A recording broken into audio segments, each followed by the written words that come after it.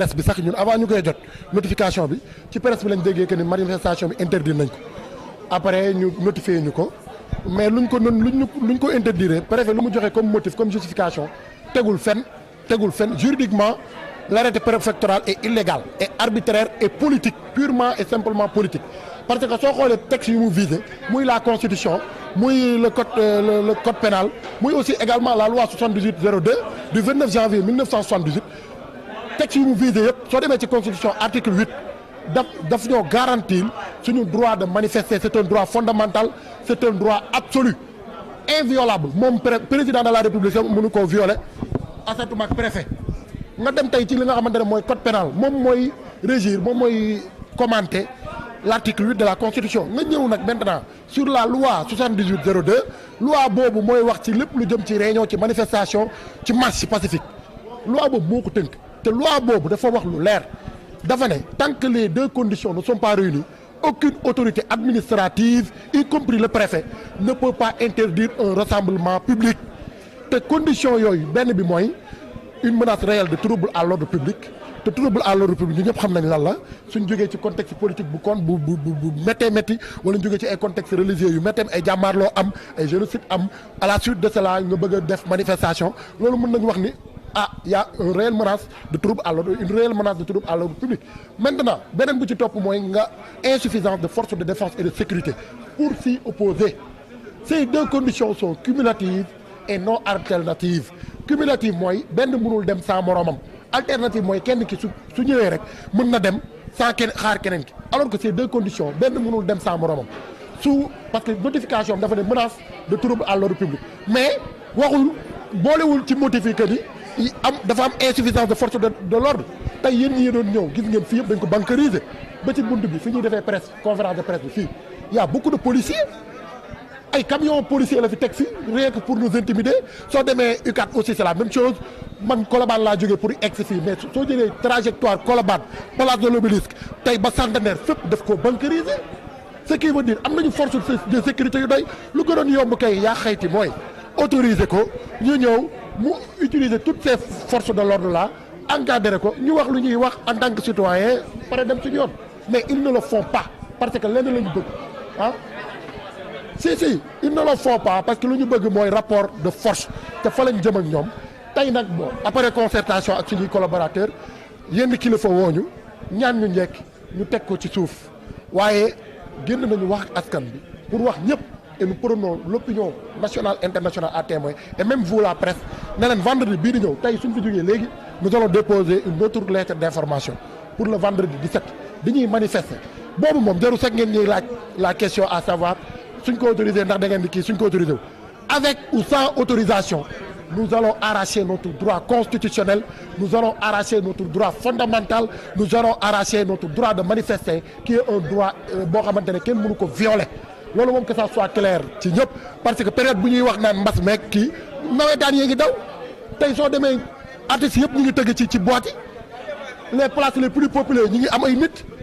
tey sur des questions politiques ñu bëgg ñoo interdire suñu manifestation arrêté bi c'est un arrêté purement et simplement politique préfet day xaar décision bu jógee ca kaw ci supérieur am soit ci ministre de l'intérieur wala soit ci ministre de l'intérieur xaar ci président loolu rek la xam nañ ne askan bi sonn nañu yokku nañu dund gi contexte bu ñu nekk mu nekk un contexte pandémique nekk un contexte d'inondation askan bi di wax di kaas di jooy te noppeeguñu ñu yokk dund gi loolu ñu koy wax pareegul ciment bi dafa yokk fer bi dafa yokk suuf dafa yokk lépp yokk ba kenn ñeme amatul sañ-sañu tabax kër kenn amul foo dëkk loyer bi ñëw na ci daget loolu yëpp ñu xam ni loolu bés bu ñu bàyyee ñoo lànk manifester mais population bi yëpp ay génn parce que lii ñëpp la concerné ce n'est pas une manifestation politique pour libérer un candidat politique wala pour défendre un parti politique mais c'est une manifestation citoyenne qui concerne tout le peuple sénégalais et tout le peuple sénégalais est concerné sauf à l'exception de ñoom ñi nga xamante ne yor nañu ay milliards ci seen i compte bancaire entre autres mën nañ kilo suukar su doon jar 10 000 francs sax am na lu ñu ko jëndee mais tey askan bi sonn nañu et que dimanche nous donnons rendez-vous à toute la population de la banlieue ñu ñëw Guédiawaye lycée Limamoulaye bi ñuy déparé bi ñuy marche ànd ceeg waa ànd taxawu askan bi ak waa FRAPP ñun ñii ñëpp joxe nañ suñu mot d'ordre nous y serons te dinañ manifester li nga xamante ne moo ñu naqari ci réew mi Pape Abdoulaye Touré.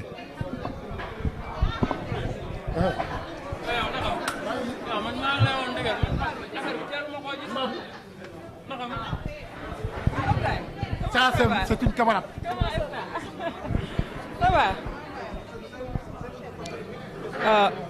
Fan la ñuy commencer wala ah. Voilà man la Sylvestine Mendy coordinatrice su Africa First.